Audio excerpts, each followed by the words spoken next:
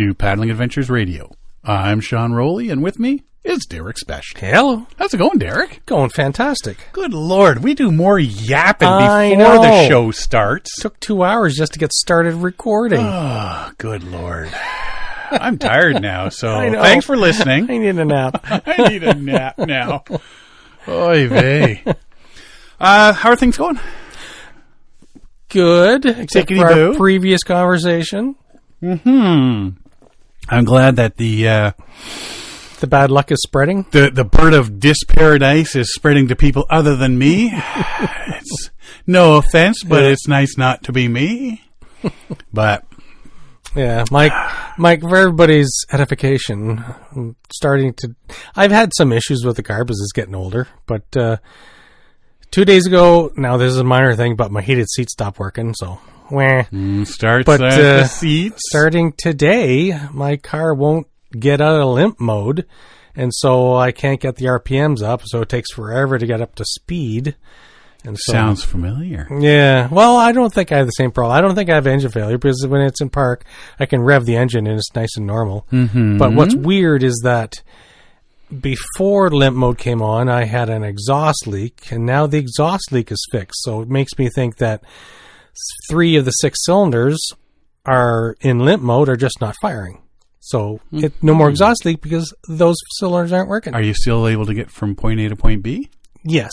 Well, there you go. You didn't need those 3 cylinders anyway. You're saving. Think of the gas you're saving. So it gives me a feedback on fuel consumption. My fuel consumption is down. See? It's lower than normal. It's like, hey, I don't know what you're complaining I'm about. saving gas. I can push the gas pedal as hard as I want. It's not going to do anything.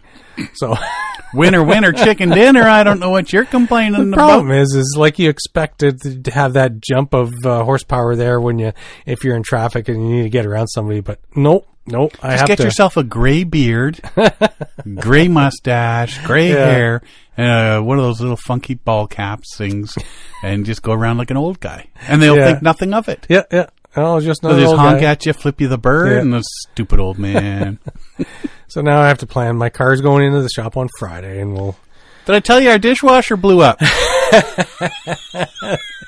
The hits keep hitting. I can't say it. The hits just keep on coming, baby. I can't wait till 2025 ends. Yeah. Because this is just getting ridiculous now. Yeah, it's a little silly. I don't know how much this is going to cost. It's a great time of year for it to, spend extra money. Isn't it, though? I'm just hemorrhaging money here, baby. Trucks and vet bills and mortgages and... You're lucky you bought your new canoe when you did, or else it I would wouldn't be have off a new the canoe. table. Yeah, I'm looking at all these things I bought because I had the money sitting there. Yeah. It's end of year, sales are on. I'm going to spend some money. Yeah. Well, we'll just stop that real then. Yeah, I know. Oy vey. Oy. Anyways. Good times. Yes. Good times. Yeah. But, yeah, we're not going to rehash this stuff because we just spent 2 hours. We just spent 2 hours rehashing it. talking about it. Yeah. So other than that, things are good. Yeah. Oh, yeah. Things are good. Get ready for Christmas. We're getting ready for Christmas. Unfortunately, I think the snow's going to be gone by then because it's going to warm up. Friday? It's going to be +6. Good. Because then maybe I can wash my truck and it'll still stay shiny. It's been shiny for 1 day. Yeah. And it's been crap weather. It's spring winter. You and- can't expect it to be clean. Yes, I can. I think I'm gonna invest in one of those car wash cards. Oh. Yeah, like it's a preloaded car. You get 7 car washes. So you just walk up, you punch in your code or You're whatever. just going to attract attention to your shiny truck if it's shiny. Let it be dirty and people will ignore you. I've been trying to get a good picture of it. You don't want people stealing it either. Maybe I do. I got replacement insurance. Yes. If you get, to all the thieves out there, please steal it now before it gets much older. Steal it now before I get attached. Right? Yeah. That's. Yeah, you know what? I'm starting to learn some of the new functions on it, and I'm still the same mindset. There's some cool things on it, but there's a lot of useless crap on that thing. Like, and it's not just this. It's all. I talk to other people with GMCs and Rams and all that, and they're going, "Oh yeah, there's all this crap on mine that I never use. I've had this thing 5 years, never used it." But there's some pretty cool things I'm finding out about the lights and all that sort of stuff. So, yeah. As long as it uses my old snow tires for my old truck and all my old roof racks, and I don't need to spend that much. And I've got a hard tonneau cover on it now. There you go. Got the tonneau cover put on, so it's, and all that locks. And unlike my old one, when I press my little boot boot, it locks my tailgate as well. Perfect. So everything's all locked up. So nobody's going to steal your tailgate. And nobody's going to steal the bodies in the back of my truck. Yeah, so hopefully no one steals the tailgate on this one. Yeah. So, yeah. Other than that, things are just excellent. peachy. Yeah. We're waiting for Christmas to happen, and we got lots of fun and exciting things happening. And, yeah, it's going to be busy. Super. Not a ton of time off this year, just because of the way everything falls. Yeah. Right? But, yeah. And the Friday is the 2nd of January, right? I don't know. Is it? Yeah, because it's like Thursday. Isn't it Wednesday? No, I think it's Wednesday and Wednesday. Christmas is Wednesday and New Year's is Wednesday. No, I don't know. I haven't even looked at the calendar. New Year's is on a Thursday. Christmas is on a Thursday. Oh, there we go. So I have one holiday day left. Mm. And if I take it on the 2nd to give me a 4-day weekend, no, that counts as next year's holidays. Oh. You got to be kidding. So you can't use this year's vacation next year? No, they don't like you to. I can understand why, because then everybody's just going to pool all their vacations. Yeah. And then they're going to be like me and take 3 weeks off and go to Japan. I ruined that for you. You're the reason. You know what, though? Like, when I took a month off. Was that 2013? I think it was. I went in, my boss said, "Can I take a month off?" And he looked at me like, "What is wrong with you?" And I did the 3 weeks up in Wabakini, Woodland Caribou. Did all that time up there, and then said, "Well, I can't take a few weeks and go with buddies paddling and not do stuff." So then I came home. I had like 2 days, and then we did a family trip as well, and got back, and people were looking at me like, "Do you still work here? I thought you got fired or quit or something." Seen you so long. No, I've spent the last month canoeing all over the place. So and now I take 3 weeks off and go to Japan, and I started something, and another guy took 3 weeks off, and they went through Europe this year. Yeah. Oh wow. Right. So I started something. Yeah. I'm sure my boss isn't happy. I don't care. Yeah. Follow me, people. We're going on 3-week-long trips everywhere. It's groovy. Yeah, I got trips starting to be planned for next year, and I have to be careful because things are starting to form up, and it's like, whoa. I got to watch how much vacation I have. Right? Hey, Derek, you don't have 6 months.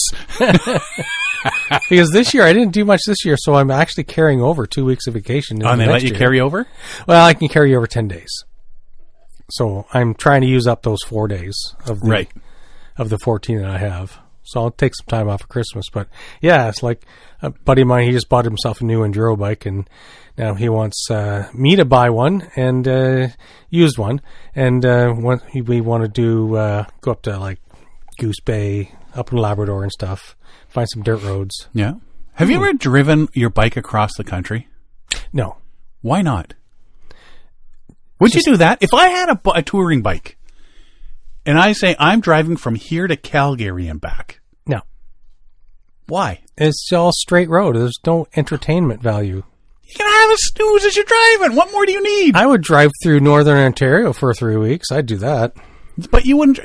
You do realize like not the entire trip is flat straight road, right? I've done it. I've been across Canada in a car.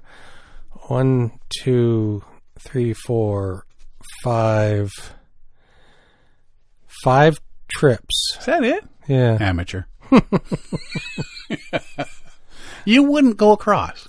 But not on a bike. I would. It's just so straight. I've talked to people who've done it, and they said it gets really boring. It's like you definitely have to have comms because it's such a long drive, and it's just straight road. You get through.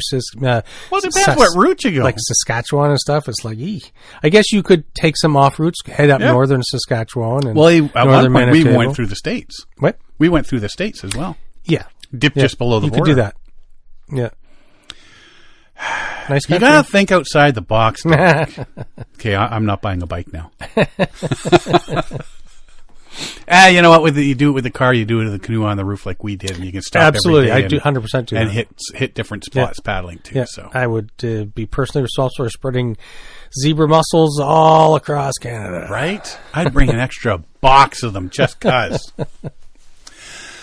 A bit of a all over the place show this week. Yeah, the last couple of weeks it's been kind of themed. Yeah, well, this one isn't. Yeah. This one's just paddling themed, sort of. Okay, so the way they talked about this thing. And they had it wrong a couple times, and it's like, what are you guys trying to say? No, I'm not worried about that part. I'm worrying about the fingerprint part. Oh, that part. Yeah. So, a fingerprint discovered on the wrecked remains of Denmark's ancient Hjortspring boat have helped unravel the long-standing mystery behind the Scandinavian plank canoe's origin. So that I've read this story. What, they go back and they found his fingerprint? That doesn't resolve anything. Well, that's what I'm wondering. Did they say, people with this fingerprint are from Denmark? It's like they don't explain that part. And they don't, which throws a... All you know is that this guy was shoving stuff into cracks on an old boat, and his fingerprint has been there for 2,400 years. So, do you have a criminal record? They can look it up? Because he was fingerprinted? Let's see what else other crimes he's been involved with. 2,400 years ago. 2,400 years ago. Yes. The wreck site of the boat, thought to have carried 20 passengers, was first discovered on the Danish Isle of Als, first excavated in the early 20th century. Yeah, 1920s or something they first found it. Archaeologists believe it likely belonged to warriors who attacked the island and were defeated. But where those people came from remains unknown until now. Several theories have been proposed about the boat's origins over the past 100 years, with some suggesting its crew likely came from northern Germany or another part of modern-day Denmark. In a new study, researchers analyzed previously unstudied caulking and cord materials found with the boat, as well as a partial fingerprint. Dun, dun, dun. But this next sentence, which points to the 2,400-year-old boat's likely area of origin. How do you get that from a fingerprint? Okay, I can see the caulking and cord materials. Yeah, because they get into that. Absolutely. But the fingerprint, what does the fingerprint have to do with the price of beans in Denmark? I think they're so excited that they found a 2,400-year-old fingerprint that they just want to mention as many times as possible. That was Jim. I recognize Jim's fingerprint. But I think they're just really excited about the fingerprint. I should be. They're bringing it up every chance they get. Our scientific analysis of the boat's caulking material gives us the first major new clue in over a century, researchers wrote. Fingerprints like this one are extremely unusual for this time period. It is great to have found a direct connection with one of the people who used this ancient boat. Hey, Jim, found your fingerprint, buddy.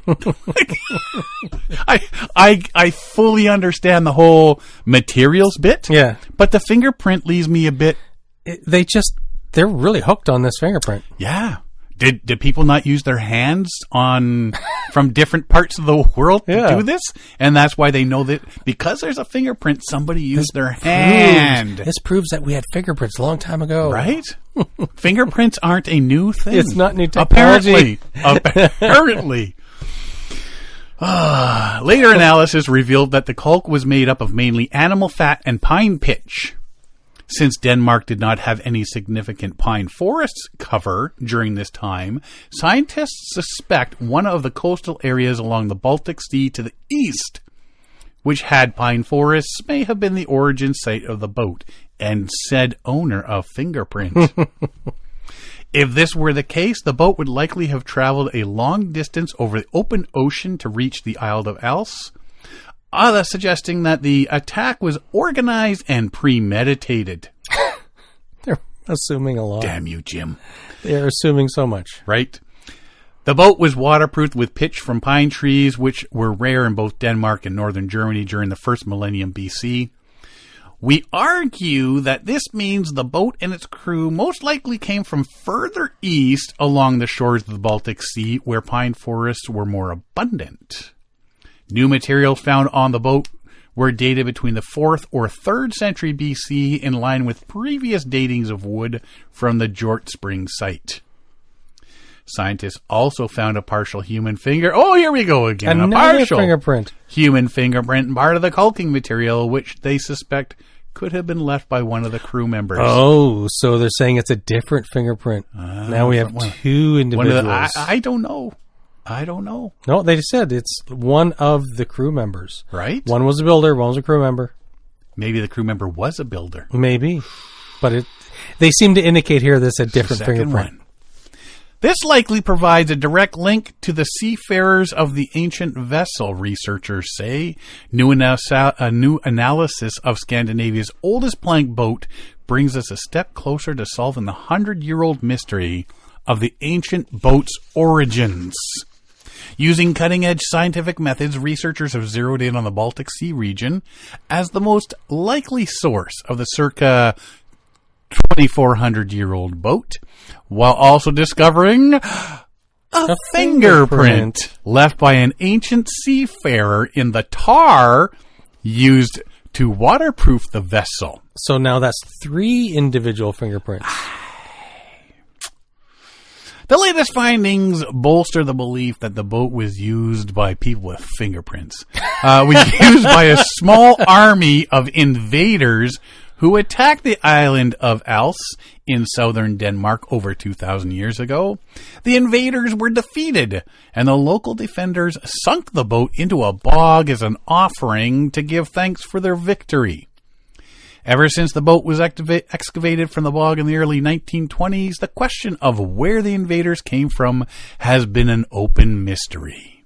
And it has nothing to do with the fingerprints. It all comes down to where they found the pine tar and the sap.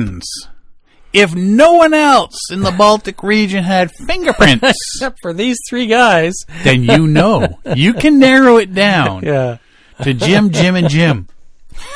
They were really reaching for I think they were just happy that they found the fingerprint, and they could now analyze. I guess they've got the tools now to analyze the caulking and some of the materials and stuff. And when you can say, oh, there's animal fat and pine pitch in this, and these areas don't have these materials, then we got to go at least farther where we know that south they or east. Routinely used in that era. Right. So it changes the area. It changes the narrative of where this came from. But the fingerprint, I know, and the use of the term canoe. That's like saying, the Vikings used canoes too when they crossed the ocean. Well, this thing is shorter. It is shorter, shallower. It is It's lapped. shallower, I would call it a canoe. The boards are lapped, and what's neat is when you find the picture of it online, it's all the wood is mostly destroyed, eroded, and so when they put it back together, it's in this framework of metal tubes and pipes to hold its form of what they estimate what it looked like. So it's interesting. You see the form, but it's like a partial skeletal remains of a large canoe type boat. If you look at an old Viking ship, and you cut the top half off, exactly, that's what you're looking at. This is very shallow. Very shallow. It's like the bottom of the hull of a Viking ship. You wouldn't want to be in rough water. No, it's not very But if you got 20 guys in there all paddling, which brings me to my next topic, sort of as a joiner of this topic, is nothing to do with fingerprints. Good. Telling you that right now. I want to leave the fingerprint narrative. No fingerprints were harmed in the making of this episode. They really worked on that fingerprint. I don't. Apparently, Jim, the boat builder, worked on that fingerprint too. Speaking of big canoes, so I'm thinking because it had to be a typo. They said 80 people fit in this boat. Yeah, To which I replied to you, where the heck are 80 people? Do they pile them up? Are they gnomes? Were they gnomes, Smurfs, or something like that? Or were they sitting on each other's shoulders? Were some of them water skiing? Did they stack them like firewood? Right? Yeah. And then you're both looking at not that big. Because when you start doing research on the Hjortspring boat, they're all saying 20, so it had to be a typo. So it is long. It's a 65-foot boat. It is a 65-foot boat, yes. So I started looking at other boats. What are the big boats out there? The big paddling boats. The dragon boat. Dragon boats are 9 meters or 30 feet, 10 for a 10-person, or 12.2 meters, 42 feet for a 20-person. Yeah. So that's a good size 42 boat. foot, 20 people, yeah. Yeah, so 20 people. So that's, that's, if you're looking at a dragon boat, 20 people. Yeah. Right? And you're stacked pretty tight in the dragon boat. Right? Bit bigger than that, the Montreal canoe, which we all, we'll call them Voyageur canoes. Yep. Right? Birch bark, big thingies the Voyageurs use. The Montreal canoe, 11 meters or 36 feet, up to 14 passengers. Plus all the gear, the supplies, the furs, all that sort of stuff they had to carry as well. Then there's the Hjortspring boat, 20 meters, 65 feet, 20 passengers. And you got to think, if they're a raiding party, they got their swords and their spears and their bows and arrows and their shields and their all that raiding party. So they're not carrying stuff. The gear they're carrying would be food and weapons. Yep. So So you're not fitting 80 people in there. Unless you leave the food and weapons unless out. You're really tight. Unless you're just like this. If there was 80 people on board this thing, you're not going very far. And you're sinking. Potentially, yeah. So what else brought me to this is Tracy's a big Outlander fan. She watched the shows. But two of the guys, Graham McTavish and can never remember the main guy's name from Outlander. They did a thing called Men in Kilts, a TV show. They went down to New Zealand. Okay. And they did a tour, and they do all these little adventure thingies down there and show what it's about. They've done it. They've done a couple of these seasons now. And they ended up going to this Maori village, and they talked about the waka. And that's their big canoe. Mm-hmm. So that's sort of what got me into this aspect after you told me about the Hjortspring boat. So the waka, 40 meters, 130 feet. That's getting long. To 80 paddlers. Yes. Now we're so talking. Your little 65-footer is not holding 80. But the 130-footer will hold 80. So it's double the size. Yep. Yeah. So 130, you're looking at 80 paddlers on these waka boats. Yeah. So 40 meters, 130 feet. That's a long boat. Mm. And you got 80 people all paddling in unison? Trying to steer. That's awesome. Then you got the snake boat. These are long. In India, right? And they're racing. If anybody's ever seen this, like the few times I've seen it, they're trying to go down a canal, and they generally, in tight turns, they're running into the sides of the shores, running into bridges. There's usually some kid on the nose of the craft, and he's bobbing back and forth like a chicken. I think that's a newer thing, though. Doing the dance and then doing the little, but these are 100 to 120 meters. Yeah. 328 to 390 400-foot boat. How do they say 90 to 100 rowers? And they're not more than 10 feet wide. No, these are thin. These are thin like a dragon boat. They're just long. They're just like a massively long dragon boat. It's just trying to get as many people in it as possible so you can paddle very fast. Buggy. They go like stink, man. They're getting up on a plane. But the biggest boat I've been able to find, and we talked about this one. Yes. LL Bean .65 kayaks got together, and they did 122 meter, a 400-foot, 100 people kayak, and they made it for the Guinness World Book of Records. out of the modular kayaks. So the modular kayaks you can take apart and fold. Exactly. Like, pile in each other like one of those Russian dolls sort of thing. There's a central pod that you sit in, and then there's a nose and a tail that snaps on or clips on. So they got a nose, they got enough pods for 100 people, and then a tail. And they went tootling about, and it worked. It's like a centipede type thing. 400-foot kayak. That's something.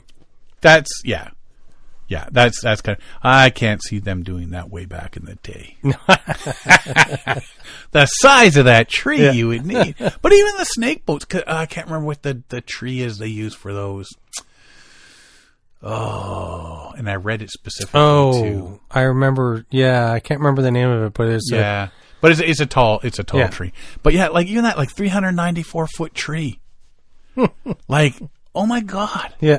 That's ridiculous. That's a lot of And then you got to carve it all. You hollow it out, carve it all. Yeah. Put all the decorations all up and down the sides. And then some goofus is going to go slam it into the side and break of the canal because he can't do a 90-degree turn. It took 80 years to grow that tree. 3 seconds. And then 3 years to carve it out and hollow it out. And you just wrecked it in 3 seconds. Way to go, Jim. I don't know who Jim is, but I'm blaming him for everything today. Blamed for everything tonight. Yeah. He's getting blamed for everything. So, those are the big boats. Dragon boats, Montreal canoe, Hjortspring boat, the Waka, the snake boat, and the LL Bean Endpoint 65 kayaks, big 400-foot kayak. It's kind of neat when you're seeing that sort of stuff, though. I mean, the LL Bean .65 one was a bit of a publicity gimmick thing. Yeah. But the Montreal canoes, the dragon boats, the Wakas, they were all used for real things, for lack of a better term, right? But if you want to get a laugh, you want to just Google Google .65 kayak and just go to Google Images. But if you want to see cool stuff, Google snake boat racing. Like you'll just be going watching next. You'll be on YouTube for all. That's a rabbit hole you don't want to go down. But that's pretty cool. Yeah, very much so. Yeah. So anyway, those are the big boats. Do we talk about something else later historically with boats or something? Maybe not. Alrighty. Hey, if you are going to Lake Mead over the holidays, Lake Mead Mojave Adventures is bringing back the popular holiday tradition, rafting with Santa. As opposed to our tradition, drinking with Santa. This joyful 12-mile journey down the Colorado River with Hoover Dam rafting adventures combines the wonder of the holidays with the awe of the outdoors. Guests will see majestic canyon walls, sparkling water, and the holiday cheer of Santa and his merry crew. This event is something for guests of all ages. If I'm paying money for this, those crew better be dressed as elves. That's all I'm saying, and there better be a present involved. Gosh darn it. Rafting with Santa will run Wednesday, December 17th, which was yesterday, through Sunday, December 21st, and again on Christmas Eve. Costs $100 for an adult, $88 for children. Wow. There are also group bundles. Well, don't forget where you're going, too, right? I know. So it's going to be pricey. Family bundle, $250 for 3 guests, 2 adults and a child. Children ages 4 and under are free. If I'm going, I'm finding like people with 6 kids under 4. Can I borrow your kid? Because me and 15 kids under 4. Add-ons. Additional adult is $99, so you get $1 off. Additional child $75. Couple special. Derek, you and Siobhan could go down there. Yeah. $199 for 2 adults to hang out with Santa and his elves going down the Colorado River, baby. Adult and child deal, $175 for 1 adult and 1 youth. So you say like $10 almost.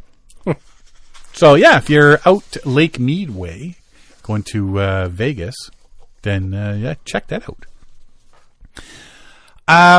This was kind of disturbing because we were passing back and forth some videos and stuff about what's going out, like out in Washington State there. with the floods and the Yes. big waterfalls. I mean, part of you thinking, like, if you are massive into white water, right now you'd be in your glory out there. or But- maybe not. Yeah, but on the other, that's only Too part of your much thought. water.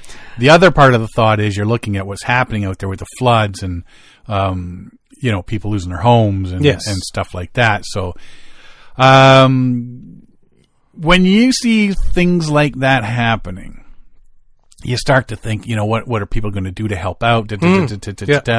Then this thing comes out, what's going on out there, and you're thinking, how low can some people go? I know. It's terrible. Brazen thieves have been taking advantage of the killer floods in Washington by kayaking to waterlogged homes and looting them. Yeah. How low do you have to sink in life to be doing that? I know, right? Like, Really? Historic rainfall in rural areas close to Seattle have left one person dead, turned roads into rivers, washed bridges away, and triggered the evacuation of 78,000 residents. Snohomish County Sheriff's Office deputies are investigating allegations that thieves have raided evacuated properties. that's unfortunate. That is, you know what? To say it's unfortunate is such an understatement. Like, I don't even know. I can't swear. Where's Alan's swear jar? It's about to be filled. I can't believe that. And we're watching some of these, and you're getting videos of these bridges just all of a sudden Collapsing and gone. All the dead trees piling up against the bridges, and the Snohomish waterfall is normally very small, and it's massive cataract right now. Yeah, it's huge. One marooned resident broke down in tears as she described seeing people climb onto the roof of her home to scour the area for potential looting. People are coming from all over the area just to take advantage of these people who can't get to their properties right now, and it's just heartbreaking. They had kayaks out here, but they were taking stuff from trailers in boats with motors on them. Wow. So we'll go scout the area in our kayaks, and then wave you in with the boat. Yeah. And we'll load up the boat, and off you go. That's unfortunate. Like, it leaves you speechless. But when people are kicked, And at this time of year, too. yeah, when I'm people not are a big kicked and they're down, why do you want to cause more pain today? I'm not a huge Christmas fanatic, but Christmas time, like, come on. Like the sense of violation to have somebody breaking in your house because you're not there, and nothing you can do about it because you can't even get back. You to your can't house even get because to of your the house. flooding. Spokeswoman Courtney O'Keefe said deputies intercepted 5 young men kayaking in the area and asked them to leave after neighbors raised concerns. The men returned later and began yelling at neighbors and crossing beyond the road closed sign. O'Keefe said homeowners who were boating to the properties ran into the alleged thieves. Said the boat bandits were armed with spray paint and had rope which appeared to have been stolen from a nearby farm. Why spray paint? Maybe to Identify the houses. identify the house you might want to go, or just graffiti. Yeah. They confronted the suspects. One of them threw the rope to the owner's boat, and the group then left. Farm owners observed their crane had been vandalized with pink spray there's the paint. spray paint. Deputies are currently working to identify the suspects involved in the incident. O'Keefe said the alleged thieves did not know the homeowners. So, yeah, they're just out there to... It wasn't targeted. It was opportunity. Nope, it was opportunity. It comes as the Snohomish River surged recently near a foot, 30 centimeters higher than its record in the scenic city. Meanwhile, meteorologists have warned that further misery is on the way for residents, with even more rain forecast over Washington and the Pacific Northwest. I think you were saying BC's getting hammered. British Columbia's getting it too. So it's.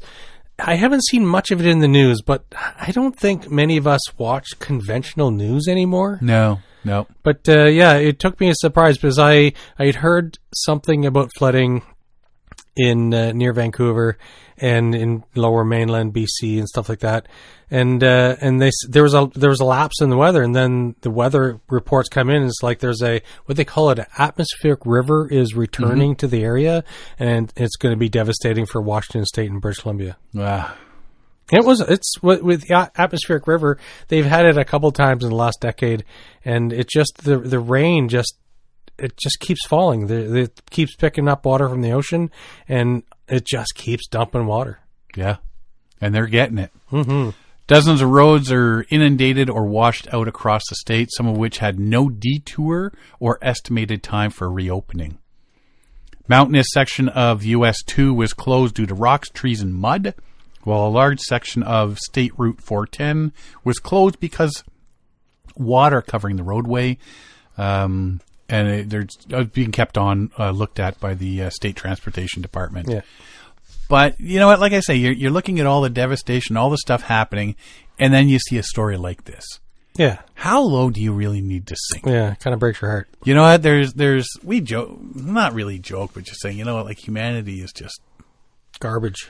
going to the crapper these days, and you see something like this, and it's just sort of, to those people that try to be pessimistic all the time, sometimes it's really hard to be there. It is. You know?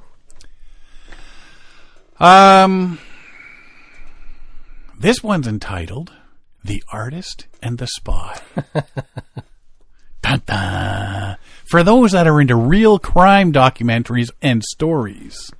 Gonna read this one out because I found this, and then you can do more research into it. I've seen it pop up a few times in the last little while, and there's been some back and forth about it, and it's kind of interesting. It's interesting. It's also got some tragedy, and some hooliganism by certain countries. Well, and this is cut down a lot. There's more out there. It's a big story. But yeah, there's a lot. That's why I said I'm going to give you a little taste. Yeah, a little taste. You have to find the rest yourself. Wee little taste of this, and then you can go find out the rest yourself. A man who spent a decade and a half working as a Chinese spy has shared details of some of his missions, including what he knows about a Chinese dissident who died in BC in 2022. So that's 3 years ago. Yeah. From 2008 to 2023, my real job was to work for China's secret police. It's a means for political repression, says Eric, in quotes. So they gave him a false name. Who was interviewed in the suburbs of Melbourne, Australia. Its main targets are dissidents who criticize the Chinese Communist Party. This alone sounds like a movie. Yeah, it's like a book, yeah. This September. Theaters near you. For 15 years, Eric worked for the first bureau at China's Ministry of Public Security, a unit that specializes in surveillance of dissidents abroad. He previously told the Australian Broadcasting Corp that he spied on a Japanese-based cartoonist and a YouTuber exiled in Australia. Often, he said, his cover was working for real companies in the countries where he was deployed, companies that collaborated with China's secret police. There you go. 2020, Eric said he was tasked with snooping on a dissident named Hui Yong, an artist and hardcore opponent of China's Communist Party, who eventually ended up in BC's Sunshine Coast. Welcome to Canada, my friend. Yes. After staging a protest in Tiananmen Square in Beijing in 2012, Wei was arrested and sent to a re-education labor camp. He was eventually released, but arrested again in 2017 for documenting mass evictions in a working-class Beijing neighborhood. March 2020, Hui was in exile in Thailand. Eric said Chinese authorities wanted him captured, but they felt he was out of reach there. So Eric's handler instructed him to lure Hui to Cambodia or Laos, countries that have close ties with China. But they're not saying how he was arrested in 2017, but then ended up in Thailand. How was he exiled? I guess he went to court and they said, get out? Well, he's doing a lot of moving around. Mm-hmm. So that's part of the story that's missing because we're paring it down for size. But like when you read some of the other stories, it does describe that he was kind of sort of always on the run because after he spent 2017 in the re-education labor camp, he then that was in 2012. Then he was rearrested in 2017. So he's been hopping around different places, right? Eric says he talked with his bosses about different ways to entice Hui to another country where China's secret police could get at him. Ultimately, Eric came up with a strategy. He started chatting with Hui on social networks, then moved to encrypted messaging apps.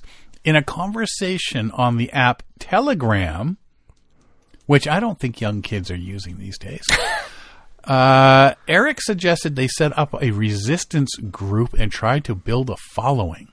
To gain Hui's confidence, Eric invented a fake anti-communist rebel group called V Brigade and started posting about it on social media. Completely invented. Completely invented.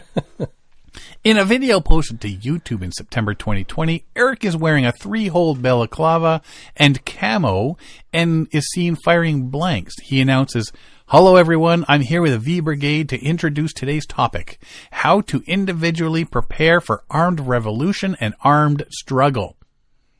The ruse worked. Yes. Dun, dun.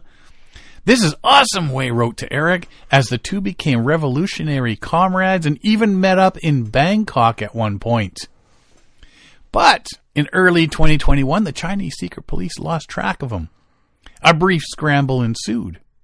Eric reported to his handlers that he had appeared to have gone to Turkey and then Paris. Like you say, he's on the run. Then on April 6th, Hui posted on social media that he was in Canada. He invited Eric to join him and became the spokesperson for a revolutionary group. He doesn't sound like he's a good candidate to immigrate into Canada. You would think. Eric's handlers ordered him instead to return to China and keep tabs on his target from afar. Hui ended up moving to Gibsons, BC. That's where beachcombers. Good old Nicodonidus. Where he took up crab fishing and kayaking. His own social media posts show this. In the fall of 2022, Hui was out paddling when his kayak was nearly capsized after a luxury yacht passed near him. Total coincidence. For him, this was a mere accident. But to me, it looked like an orchestrated murder. So this is the words of the Eric guy. No. Oh, no? Says Li Zhongfeng, a former judge in China, who also served prison time there before being granted refugee status in Canada. Okay, why are they... I guess they're refugees, so maybe that's the way they That's get why in. they're coming in here as refugees. Li said he helped Hui escape to Canada. The plot thickens. Yes, starting to clarify. A couple weeks later, November 25th, 2022, Hui went out for another paddle, but this time, he didn't come back. Stop being so dramatic. Well, it's dramatic! It's true crime!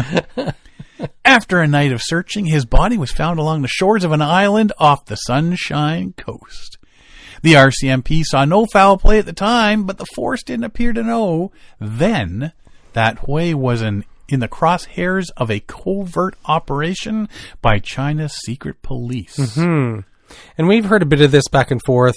There's a lot of bad actors, bad countries. So this is one of those groups that are working within Canada. And they work within the States. They work Australia. everywhere. Yeah. I fully understand the modus operandi of the Chinese Communist Party, Li told Radio Canada in an interview, referring to his former job in China's justice system. They would stage an accident to murder someone. Yes, I don't have direct evidence to prove this murder. But this sounds like something I've seen on TV or in the theater. Yeah. Li said he put together a dossier with several different leads and sent it to the RCMP. A dossier? A dossier. I like dossiers. Guy Saint-Jacques, Canada's former ambassador to China, said no possibility should be excluded. And it shouldn't be. China's regime has no shame and doesn't hesitate to use brutal means to attain its objectives. This is sounding like one of those 10-part Netflix specials. Yes. Welcome to Netflix. After several failed attempts to flee China, Eric finally succeeded in 2023. The former spy wanted to go to Canada to claim asylum, but ended up in Australia because he was able to get a tourist visa. The world has a right to know what China's secret police are up to, Eric said, adding that revealing in publicly actually buys him a measure of protection. Yeah, it's out in the open. Everybody's aware of him. Right? It's a little bit safer from being assassinated. Well, yeah, and if something happens to him, what a coinky-dink. I told you China was going to kill me. Meanwhile, the police investigation into Wei's death isn't officially closed because 3 years later, the BC Coroner Service still hasn't completed its report, which normally takes about 16 months. Eric said he has had no contact with Canadian police, but that he did confidentially send some documents to the Hague Commission, Canada's public inquiry into foreign interference. There are some strange aspects to this case that demand further investigation, he said. Clearly, there's more there than meets the eye. Well, speaking of... So normally BC Coroner Service, when they do the reports up, it normally takes about 16 months. So less than a year and a half. And they're still sitting on this 3 years later. Coroner's report from 3 years later. So more than double the time later. So they're sitting on something. Or it's an active open investigation. They're not going to release any findings or details until they can have a conclusion or some sort of result, right? Spy versus spy. Yes. Conspiracy theories. Well, China's Set your reminders on Netflix because this is coming to TV soon. China has been getting in trouble out in BC. They keep setting up all these little Chinese government police stations in like old stores and banks and stuff out in Vancouver. And really? Yeah. Oh, yeah. Because they're monitoring their own citizens that have come to Canada to get away. The dissidents from that. Yes, and so and then they run them over with boats while they're out enjoying the kayaking run them over with boats, day. Run them over with cars. Have an accident. Right. It's not the country you want to cross. Maybe you shouldn't have eaten that pufferfish whole. Yes. Why? I don't understand why you ate that whole pufferfish. If someone throws a lionfish at you, don't catch it. True. Very sharp. Well, honestly, he went to Calgary to pet the bison. Yes. Ah. He should have known better. What's that movie, 1,000 Ways to Die in the West? Oh, I love that movie. Yeah. Well, apparently these guys don't. Yeah. But they're taking good ideas. Yeah. Yeah. So, like I say, I came across that. Now, all I can think of is this real or is this like a movie that we just haven't heard of yet? Yeah, I know, right? That's coming out. It does sound like a not a good Netflix, movie. Yeah, no, it's definitely not a good movie. But it sounds like it's so cheesy. Yeah. When I'm looking through the credits, Jason Statham is not in there. Yes, exactly. Neither is The Rock or any of those other guys. But somebody's going to try and make a movie out of this. Yeah. It's happening, buddy. Yeah, and just in case people are wondering, hey, if in case you missed it halfway through or 1/3 of the way through that story, he died in a kayak. So it is topically appropriate for the podcast. Oh yeah, that's all I saw. Just to clarify, that's what they that what the big headline was. Yeah, Chinese ex-spy talks about kayak death. Yeah, and oh really? So yeah. I don't think it was innocent. I think something nefarious happened. It was the Russians, I'm telling you. They do, and they're blaming it on the Chinese. They do walk in the same circles, right? Right? Yeah. So you just got to follow this one up. Do your own little rabbit hole venture. Just follow it and see what happens, where it takes you, where it leads you, and then send us lots of curse words because you're going to hate us for it. Yeah. You guys started me on it. Honestly, I called in sick to work 4 times this week. Honestly, the problem is social media. Yeah. It lets people of like-mindedness, flat earth theory be gone if it wasn't for social media. No, that's cool though. There's people that are writing into these real crimes and stuff like that, and espionage, and so this just gives them that little extra nudge to, as we're entering into entered into the we cannot longer paddle season. This gives you something to do. So come spring, you should be rip and ready to go, know who did what Yep. on this big whodunit, and be ready to get into those boats and start paddling again. Mm-hmm. Unless, of course, here's a segue for you, you're kayak fishing, because motors are just about required for any serious angler who fishes from a kayak these days. Have you seen some of these fishing kayaks? Oh, massive. Yes. Way too much. Last time I was at Canoecopia even. There's boats. I don't even know that I would call them kayaks. Oh, I know. Like, it's sort of a sit on top giant. Well, anybody who knows them. But I've tried one before. It's like, it's very stable. Yeah, it's very stable. Yeah. It's not like stepping into a canoe or trying to get into a kayak. It's not your granddaddy's kayak. That's all I'm saying. No, so like anybody who's new to it and has tried to get into a canoe or kayak at the edge of a dock, it's like relax. Now, foot on center line. This one here, you can stand on the edge practically. When you look at these bass boats out there, oh yeah.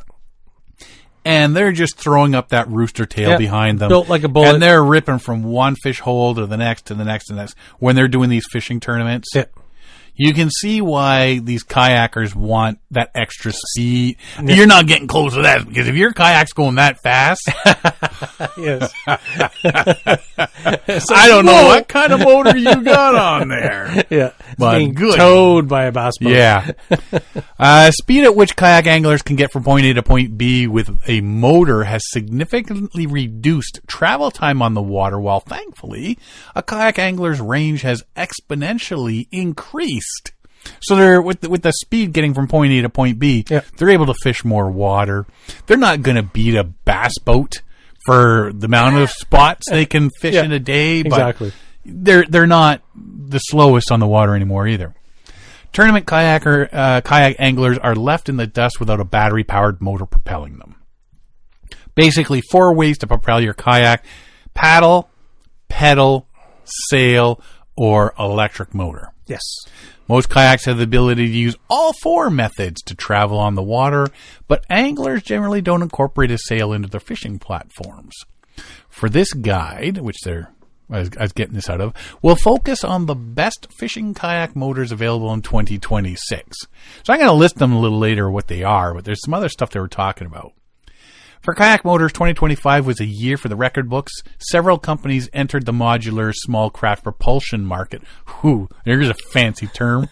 Modular small craft propulsion market. Which means plenty of options for anglers in 2026. Minn Kota already sold small motors with selected boats. Now has a one size fits most. One size fits most, yes. Yeah. Power Pole downsized its Move ZR for kayak and skiff anglers with another option. Garmin modified the popular Force trolling motor to create a bow mount Force Current. Old Town now offers an EPDL Plus retrofit for any of its kayaks that were pedal powered in the past. And there's also a jet motor available now, concealed inside the hull of the Flux Jet kayak. An E-pedal? Mm-hmm. So it's like electronic assist. You pedal a bike and there's a little bit of electronic assist. Since anglers will admit that today's kayaks can be outfitted nearly as well as bass boats, no giant outboards or live wells, but just about everything else, the low cost and turnkey operation of installing an electric motor on a kayak has made it more accessible for the weekend warrior. Kayak fishing inherent physical element has been greatly reduced with electric motors, making it more welcoming than ever for people with disabilities as well as individuals of any fitness or skill level. That's the bonus part of it. Like, people with disabilities, exactly, and the elderly who, you got that bum elbow or shoulder. Now you can get this little electric motor and knee keep that hurts when the bad weather comes. Yeah. Old football injury. Yeah. Joe Camiotti, avid kayak angler out of Georgia, says, over the last couple of years, I have seen my health decline. I swapped out the pedal drive for a bow mount motor. It was a must for me, unfortunately. Honestly, looking back at the decision, I should have made the swap years earlier. It gives you a bit of mobility. It's freedom. like freedom. To do, yeah. Otherwise, what are you doing? Well, I can't go kayak fishing because I can't do what I used to do. Yeah. So I'm going to sit on the dock in my chair and just watch other people do it. Exactly. Right? So yeah, there is the good parts of it. With the advent of lighter and more efficient batteries, kayakers can stay on the water longer and even travel more miles during a trip. The kayak enthusiast can carry plenty of power with modern lithium batteries that are much lighter than their lead-based counterparts. Just a few short years ago, kayak anglers talked about the best paddles or pedal drives to cover more water. Now, most conversations are about how fast a motor can propel our kayaks. I will say it right now, me personally, hogwash. I don't think if it's a kayak, it shouldn't have a motor. That's just me, a purist. It shouldn't have a motor. Same with a canoe. I'm fine with people doing that, but I don't think it should be about speed. Yeah. There's a time and place for it, but again, you know what, this is a personal thing. They're out there doing these tournaments and they're out there trying to stay out on the water. From that, I can see that. But for me, no, I wouldn't. Not me. Nebraska kayaker Tyler Alexander only uses his motor to move spots as quickly as he can. Time is money when fishing bigger water tournaments, and the motor helps me cover more water. So if that's your livelihood, I can see why you do it. Fully agree you can do it. But for recreational people, the majority of recreational, no. Don't get me started on double blades with canoeing. I had to look at Nebraska. It's like, Nebraska, they don't have water. Nebraska's a desert. They don't have water. There are even some anglers who have installed not only a stern mount motor, but also one near the bow with a spot lock system. Most tournaments do not allow DP or dual power motors on the kayak, primarily due to the compromised safety of the extra weight. Power options are no longer limited. They're a piece of cake for do-it-yourselfers. If you feel comfortable rigging your own wiring, it's a job easily completed in your garage in one afternoon. Plus, it's a fishing platform that allows anglers of all stripes to get on the water. Very good. So, in this article by Wired to the number 2 Fish, they have their picks for 2026. The best bow mount trolling motor, the Minn Kota Kayak Terrova. The best stern mount kayak motor, the Garmin Force Current. Best crossover, Power Pole Move PV. Best conversion, Old Town EPDL plus retrofit. Best innovative kayak motor is the Flux Jet motor. That would be interesting. Best purpose-built kayak motor is the Newport NK300. So those are their 6 top ones for 2026. Yeah. So if you're into kayak fishing and stuff, and you're thinking about an engine or a motor, you might want to check one of these ones out. The belle of the ball at the 2025 iCast was the Flux Jet kayak, winning Best of Show honors. And if you're wondering why a kayak is mentioned in an article about motors, the Flux Jet is the first kayak with a jet motor built inside the hull. Oh, it's integral. No running cables or mounting motors on the back of this one. With variations up to 60 volts, this boat can go upwards of 6.5 miles per hour. Well, when I'm hearing jet motor, expect faster than that. I'm thinking 0 to 60 in 20, like 3 seconds. There's an intake grate specifically designed to keep vegetation and other debris out when fishing super shallow, an integrated navigation lights, deck lights, and a USB charging port all come standard. There's even an LED screen that tells you how much battery you have left. With the built-in motor, this is the most boat-like 11-foot kayak on the market. Unfortunately, it's already back-ordered well into the spring. So if you're thinking about getting somebody one of these for Christmas, ain't happening. Need deep pockets. Features: weighs 88 pounds. Yeah, that's heavy. 6+ mile per hour max speed. 720 minutes of maximum run time. 1,000 watts of power. That's impressive. Mm-hmm. But when you're talking about a decked out kayak with a motor and everything, 88 pounds? Well, have you seen some of the... Our new whitewater kayaks are 100. Yes, and I was thinking about that, and so it's clearly with no fishing gear, because as I've seen on multiple videos, these guys have usually 6 rods ready to go at any time. Right. There's like a cooler, and there's another cooler for a live well, and then there's sandwiches, the gear, and the tackle boxes, food, and you name it, GPSs and everything, GoPros on posts. It's like, oh, he's reaching 150 pounds there. So, and then you add a couple 100-pound big dude fishing. Yeah, exactly. Right? Yeah. It is 132-inch by 35-inch wide, 12 inches high. Capacity up to 400 pounds. Under-seat utility slot for your choice of battery. Transducer ready. Adjustable foot pegs for steering. Front hatch and rear tank well storage. Modular accessory rail, which a lot of people put a whole bunch of stuff on those. Molded handles for easy carrying. I ain't carrying that. Deck and nav lights included. So when you start looking at all these things that are included, no wonder it's 88 pounds. Oh, yeah. USB, USB-C charger built in. If I was going to get into kayak angling, something like this would be up my alley. Yeah. Except when you hear the word jet-powered and you're looking at 6 miles an hour. No! I want a rooster tail behind me and somebody water skiing.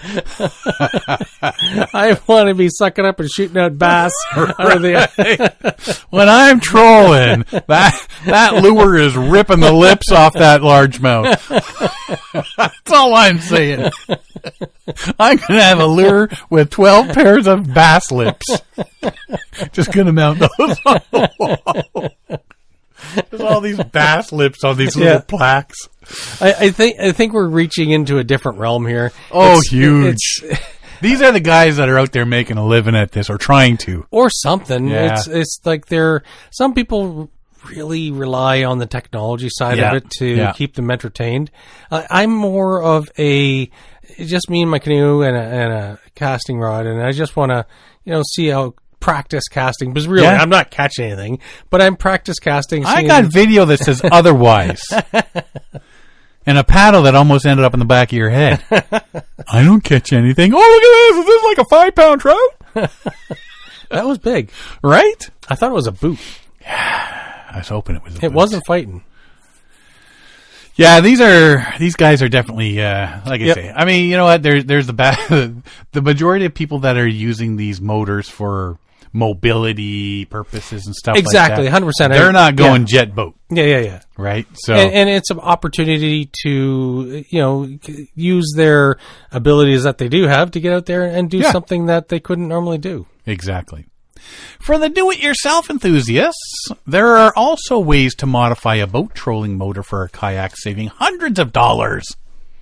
One must also consider whether or not a motor is the right solution for your kayak. Some yackers might be pushing the limits of weight capacity at some point, especially with the larger batteries and accessories. Definitely got to take that into account. Yes. Yep. Basically, 2 major types of motors that can be installed on a kayak. First would be the outboard style motor, like the Garmin or Newport brands. You're not talking Johnson, Evinrude, Mercury. No. These types are much faster, can get you to your favorite fishing spot in a matter of minutes compared to the traditional trolling motor. These trolling motors are very maneuverable, can also keep you in position to make accurate casts.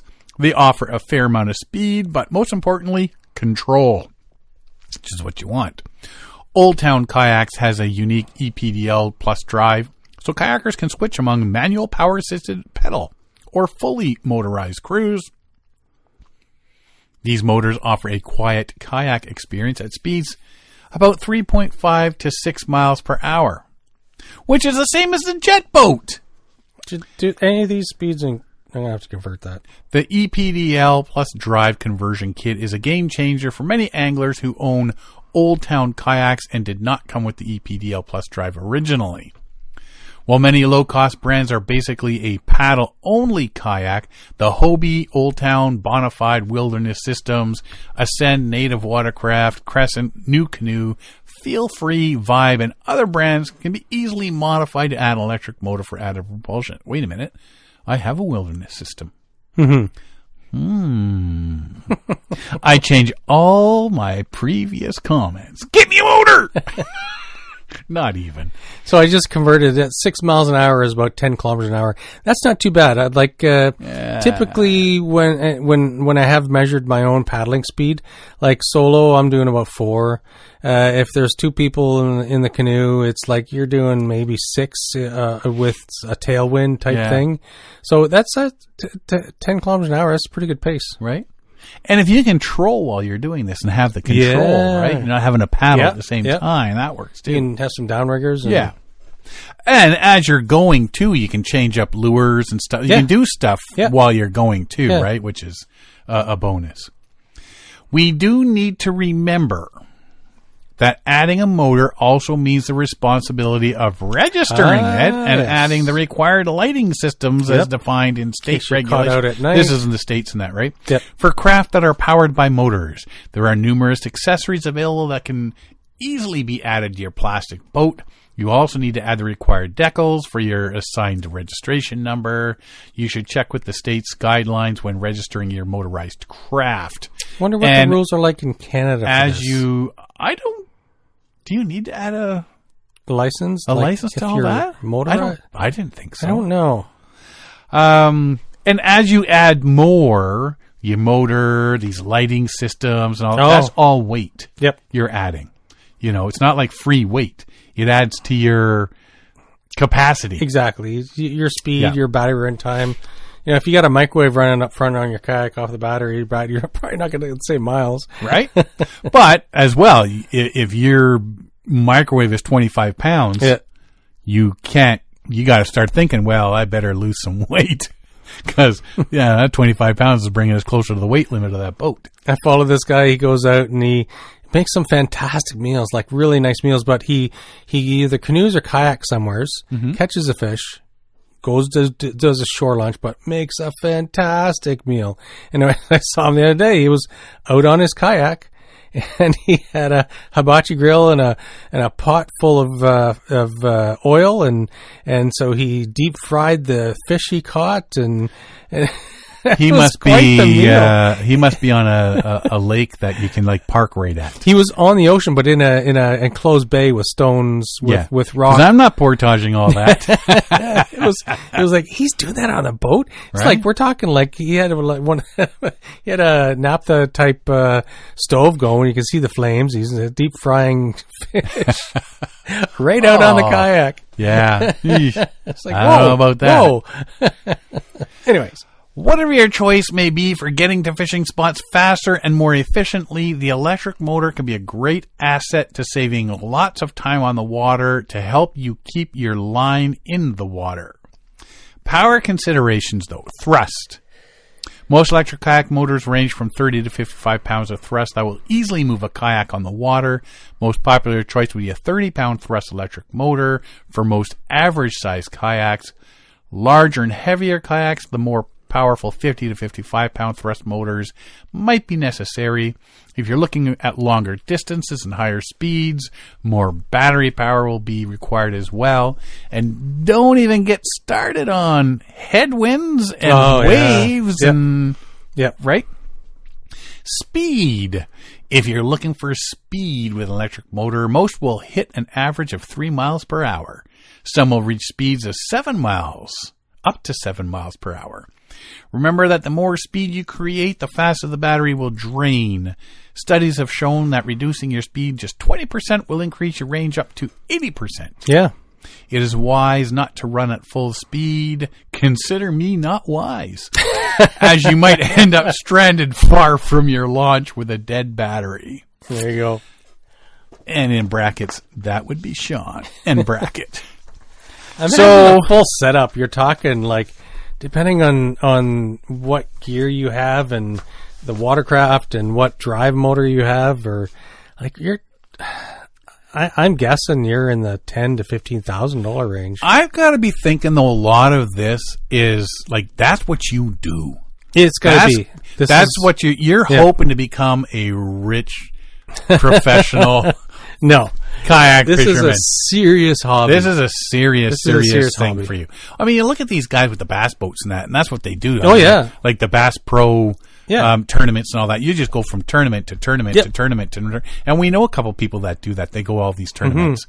And it's just like, if you can get if you could do that for a living. You're investing in it. Yeah, you're definitely investing in the bigger gear, the more expensive gear to get you those, if there's 10 fishing holes on the lake, you want to hit all 10 of those as fast as you can. You don't want to get through 4 of them by the end of the day, right? Because the better chances if you hit all 10. Yeah, I'm doing a fish and poker run.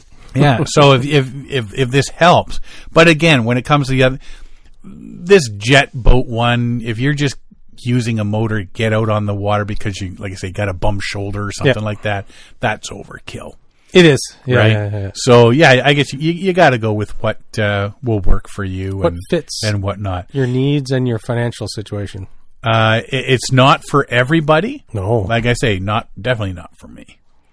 But, if you feel that you can't get out there and you still want to and this is an option, go for it. Christmas is coming. Mm-hmm. And say, I want money for Christmas this year. I want money. Everybody give me money instead of gifts because that way I can pool that money and get myself something to get me out on the water next year. That's what I do. I tell everybody, like, okay, there's something I want at Sale or Mac or wherever, Bass Pro. I said, I want this. It's going to cost me X amount. So give me cash or give me gift cards for that so that I can afford that. Yes. Right? Because that's the whole thing with Christmas is, well, what do you need? Well, I don't really need anything. What do you want? Well, what I want, I don't have because I can't afford it. If I can't afford it, I don't expect you to be affording it. So everybody gang up, give me a bucket load of cash so I can go there next spring and buy it for myself. And then you can all watch me use it and be happy and ecstatic. Good times. Absolutely. Good times. But I'm not buying a kayak motor. Or a double-bladed paddle for my canoe. Yeah. Other than that... I think we nailed it. We nailed it. For all you crime followers. Yes. Yeah. Go check out The Artist and this Chinese Spy. Dun, dun. You got anything else? I do not. Nothing, huh? No, I'm just thinking about my ride home in limp mode in my car, trying to get up to speed on the highway. I'm trying to think if we're going to actually next Tuesday. We can record the next couple of weeks.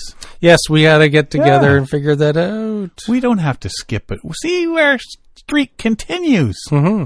We're almost at 10 years. Hey? Yes, we are. We're getting close. We're at 11 years. We're 2 months away.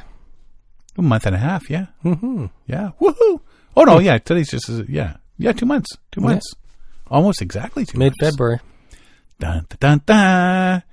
And, the beginning of February is going to be our last show, so we don't make 10 years. I can't wait till their 10th anniversary.